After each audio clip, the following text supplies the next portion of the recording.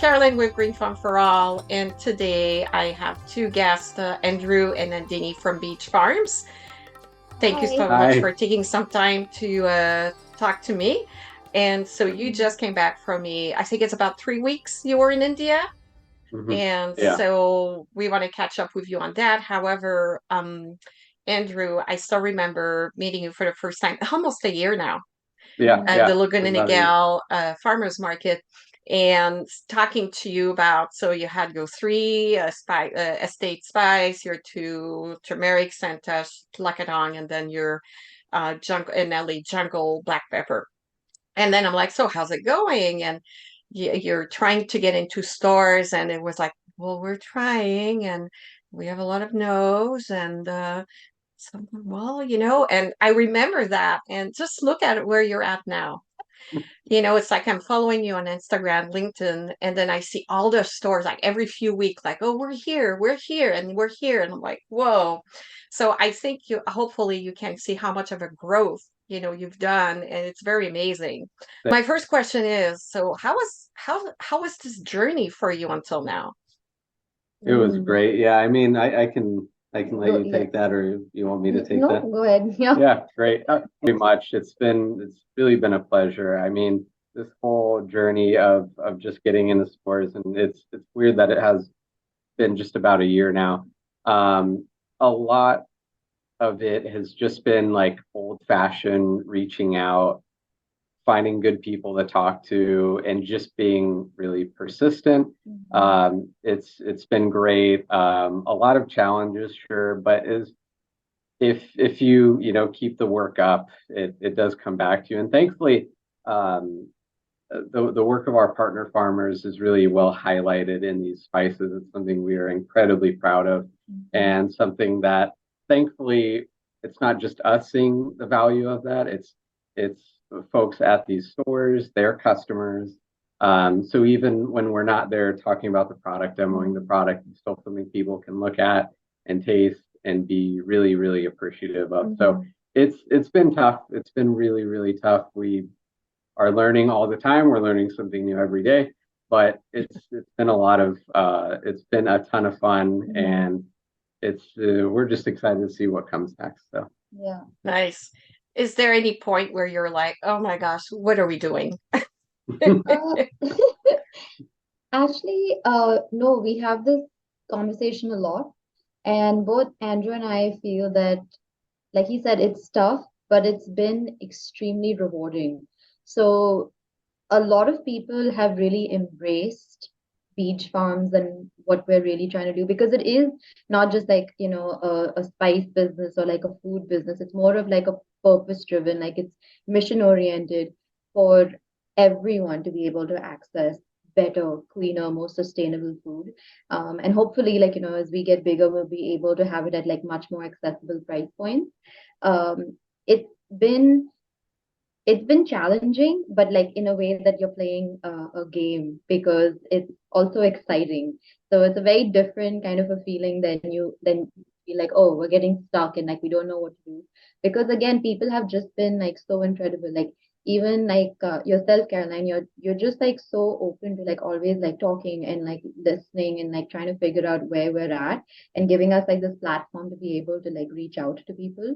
But even when we talk to store owners, even like the bigger ones, which we thought would have like an immediate wall talking to us, they, even if it's been no's, it's been like a very two-way conversation. It's not been like, oh, you're a small business, you probably don't know what you're talking about, because Hmm. like the conversation is shifting and people are really trying to be able to understand like what our impact is on our environment and how we're really like consuming.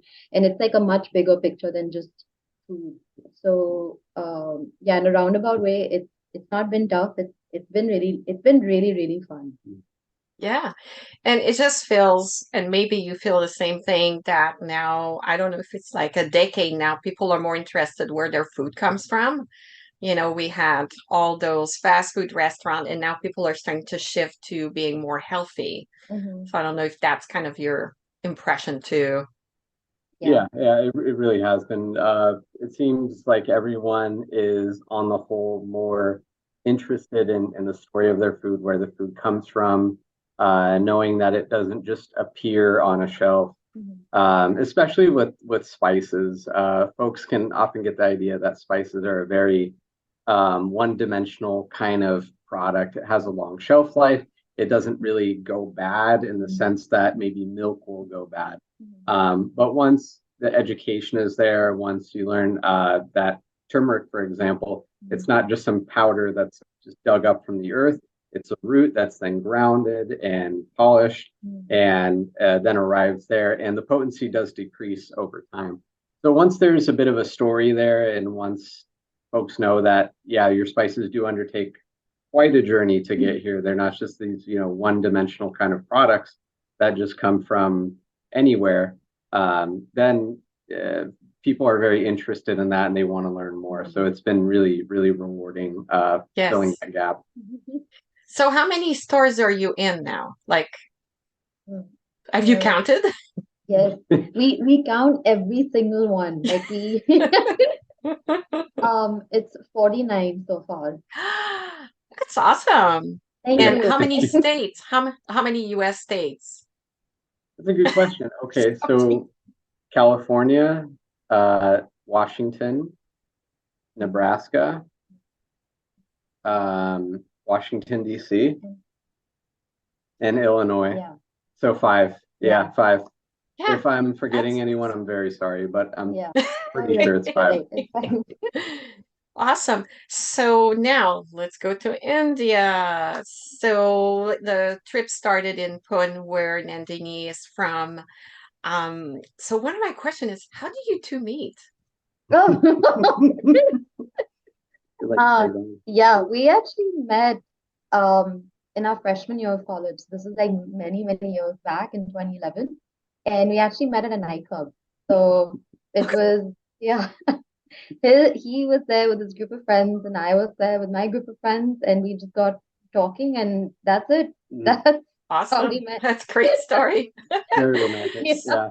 Yeah, absolutely. So, Andrew, was it your first time going to India? Yeah. Oh, actually, on this trip, no, I'd been there. I hadn't been to India until I met Nandini and we spoke. But no, this was, I believe, my 6th time in India. We actually got married in New Delhi, the capital. So I've been there quite a few times now. I really enjoy it. Every time it's been really, really fun.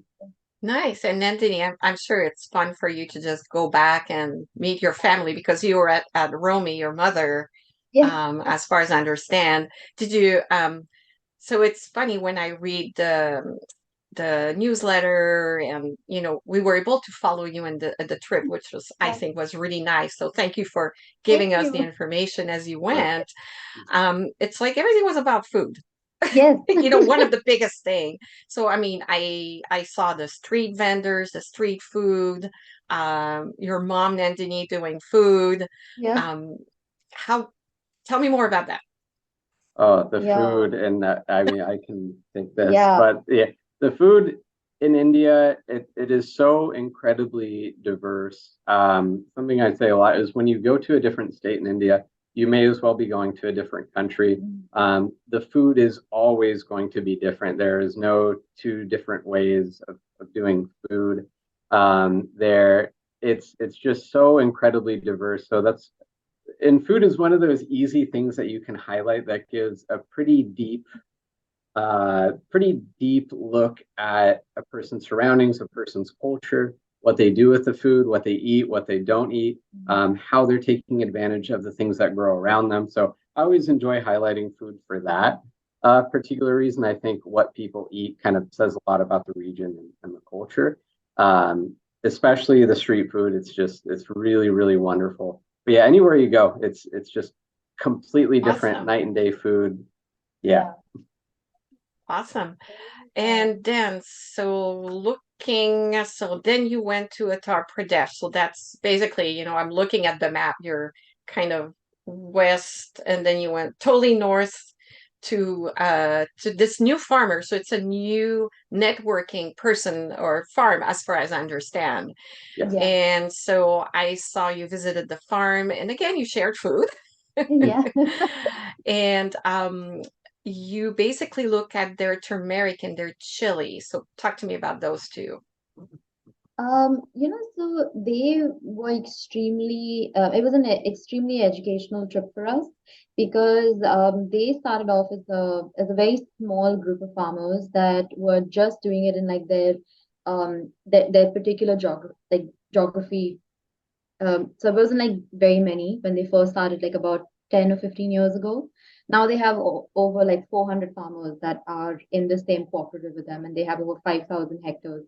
So they're actually trying to grow everything that's seasonal and in like indigenous to that area. So we were able to like take pictures of everything, but what we put up was obviously just like the turmeric and the chili, but they had fields of different like herbs, and then they had chamomile, and then they had rice and jaggery. So it was just incredible to see. And one of the unique things about Uttar Pradesh is that the soil is almost, it's so dark that it's almost black.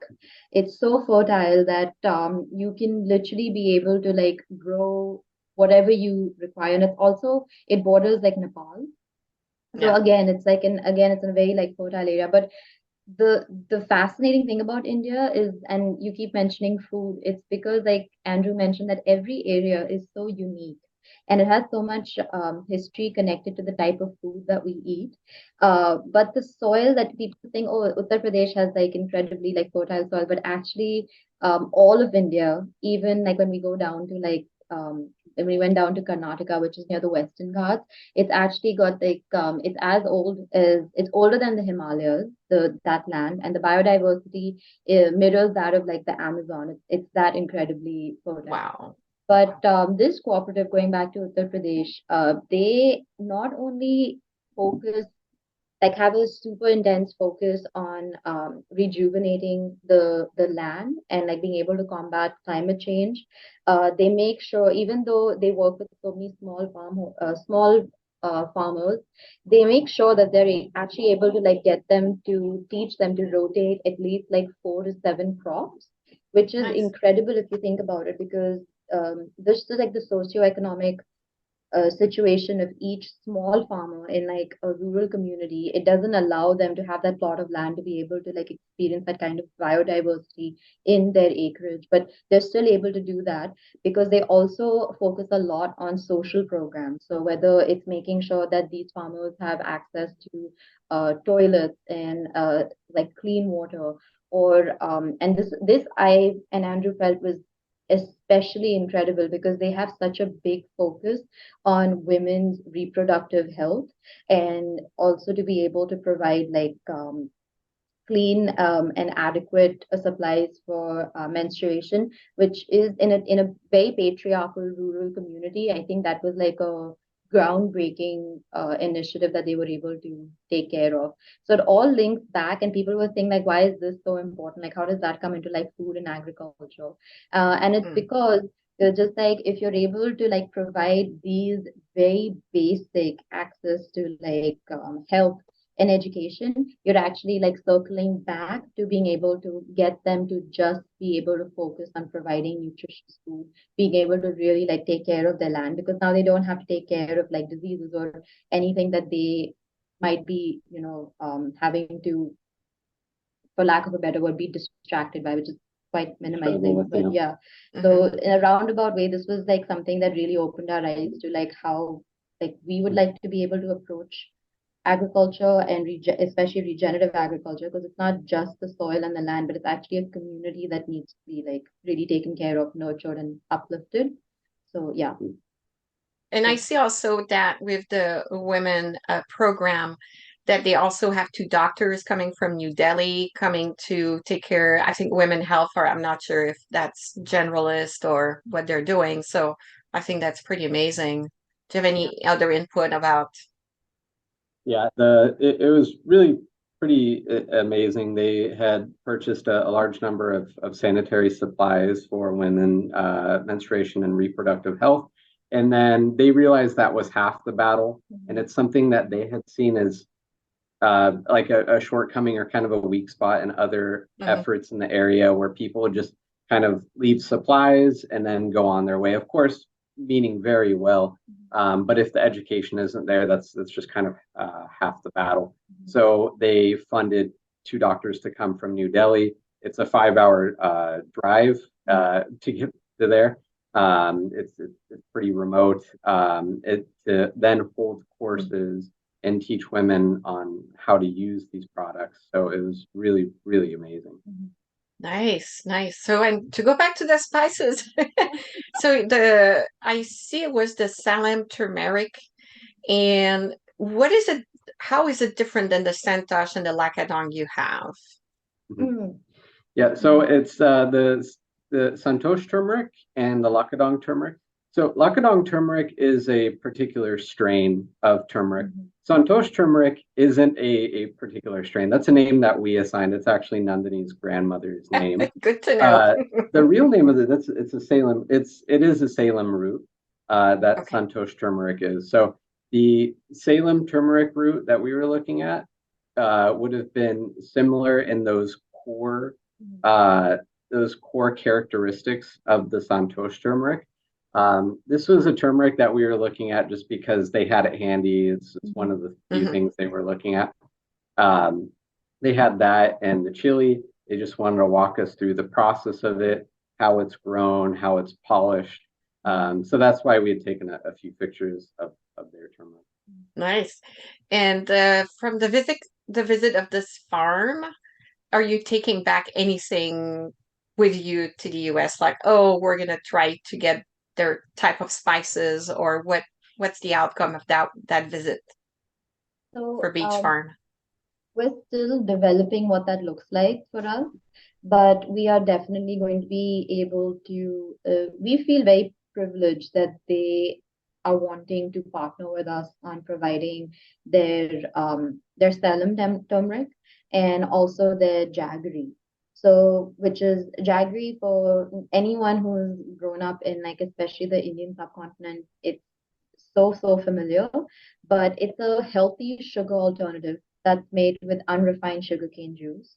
And it's extremely high in iron. It's got like trace minerals of magnesium, potassium, zinc, and a lot of our food is sweetened using that. So like our desserts and things, and it's extremely good for digestion. So anyone experiencing gut health issues, like traditionally, jaggery is something that you would have like a small piece of right after a meal just to help you digest better. Oh, But interesting.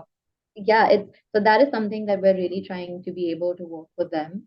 And watch out, probably in the new year, we should be able to make like an announcement of that. Yeah, Yeah. we're really excited Yay. about that. Thank you.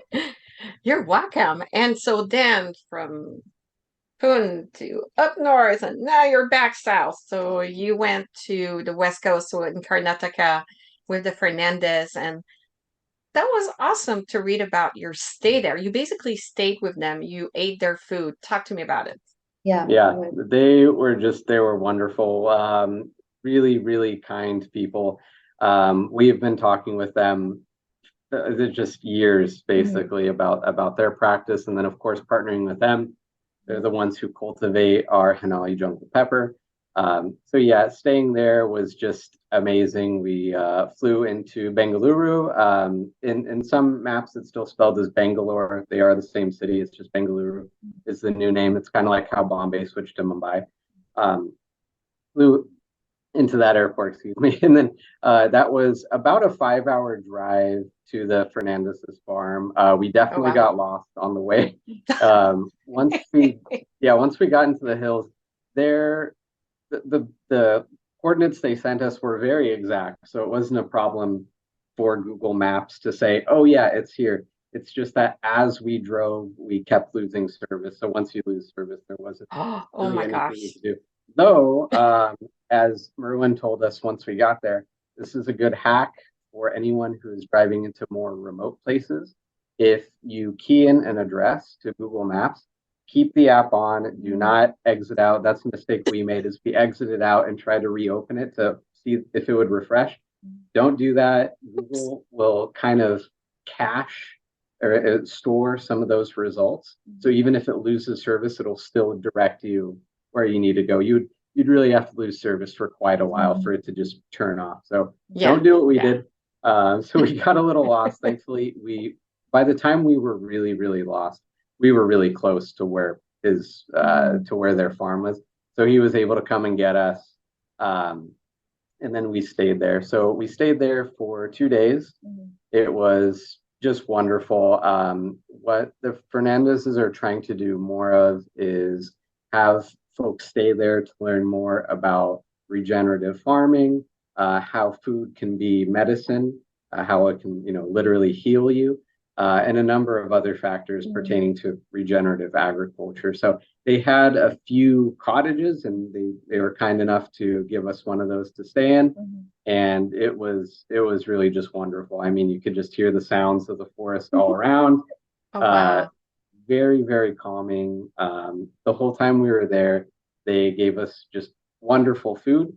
Merwin and Regina both follow a whole foods plant-based diet, or is it plant-based? I think it's whole foods plant-based. It's a very specific term that a doctor came up with decades and decades ago, and since there's been a ton of research on it. Incredibly healthy food, no processed foods whatsoever, no meats, no dairy of any kind. We knew this when we were staying with them. I really enjoy meat. I really enjoy dairy. So both of us thought that, like, oh, this is going to be nice, but we're definitely going to miss meat and dairy. And it's the complete opposite. You end up not missing it at all. It's just so nutritious, so wholesome. Breakfasts there are a smoothie and an array of fruit that's grown there on their farm. What was the smoothie made with? It was coconut. Yeah, and then they had amla, which is Indian gooseberry, Okay. and they had a lot of indigenous medicinal leaves. So there was one that they refer to. I forgot the traditional name, but it's actually referred to as like a multivitamin. And the leaves of it, they're just like you can have like 3 or 4 a day, and that's like honestly sufficient for you. They put in like a bunch of like kale and sometimes spinach, but again, everything that's grown on their farm. And a fun fact was that we realized that there's over 60 different kinds of bananas, and they grow about like 12 to 15 kinds. So anytime like we had breakfast, Wow. I would be like, oh, is this kind of a banana? And they would just say, oh, this is like, an indigenous kind. And I was like, wow, who would have thought that there's so many different kinds of bananas? But yeah, it was just incredible. Yeah, Nice. yeah. And I saw that they have a guard cat. Yeah. Yeah. Yeah. That was one of a few that they have. But yeah, they have a few cats just kind of roaming around. Yeah. They try to sneak into the house any chance they get. So it's always I bet. That's cool. So I saw all your pictures, Andrew and Nandini, about, how the peppers and how they grow and how their vines and going up on the jackfruit trees and others. So you went to India. I guess you had some goals going there. Did you achieve all the goals you wanted when you got there? Yeah, I would say so. I would say so, definitely. Awesome. And then some. Yeah. Yeah, exactly. Yeah, our only regret was not being able to visit our other partner farmers. Initially, we had Yeah. set out to visit all three of them. It's a long story. We weren't able to do for our Santosh turmeric or our Lakadong turmeric, but those are, going to be visited very soon. It just didn't work out Awesome. this time. Yeah. But otherwise, it could not have been a more productive educational trip. It was really fantastic. Yeah. Nice. And so what's next for the moment? Yeah, I'll let you take that one. We're still trying to like sort of regroup after this incredible trip because it really has changed the way we're approaching our business and how we're trying to be able to educate the customer rather than like, just sell a product. So what is next for us is to really be able to, one, work on our price points because we realize that things are just really expensive right now, but people shouldn't have to like put aside money to buy good, clean, healthy food. So that's something we're trying to work with. And we're also, and that can only happen if we're able to expand into different stores. So that is like something that we're trying to do. And we're also, like we said earlier, we're We're trying to diversify our offerings. So whether it's jaggery or whether like a couple more spices, maybe like a tea or two, because we've been fortunate enough to like get some. But one thing that we're also highly focused on is being able to partner with farmers that are doing regenerative agriculture, whether it's certified, whether they're on the journey towards it. But yeah, that's it. Awesome. Yeah. Well, thank you so much for spending some time with me. We're Thank you. almost out of time. However, any closing comments you can think of this incredible journey? Yeah, thank you. No, it's just it always strikes me just the difference in between like when you're fortunate enough to visit these various corners of India. So the places where we were, which is Pune, Bombay, Uttar Pradesh, and then Karnataka, it's just all of them are just completely different, just worlds apart. So it was just such a joy and a privilege to be able to see the different cultures, the different political systems, the different foods, down to, of course, what we were focusing on most is the different soil types, what comes out of that soil, how it's maintained, and the stewards of that soil. So just it was just such a privilege to be able to see all these different places, to learn from folks who are way smarter than us on these different factors. So it really was just such a journey, and we're looking forward to doing it again soon. Yeah. Awesome. But yeah, thank you for sharing this with us. I really feel, as I want to educate people on where your food come from and what is agriculture about. So I think that you're doing a great job sharing it with people, and you should continue. We're going to encourage you doing it. Thank you very Thank much, you. Carolyn. We really appreciate it. You're welcome.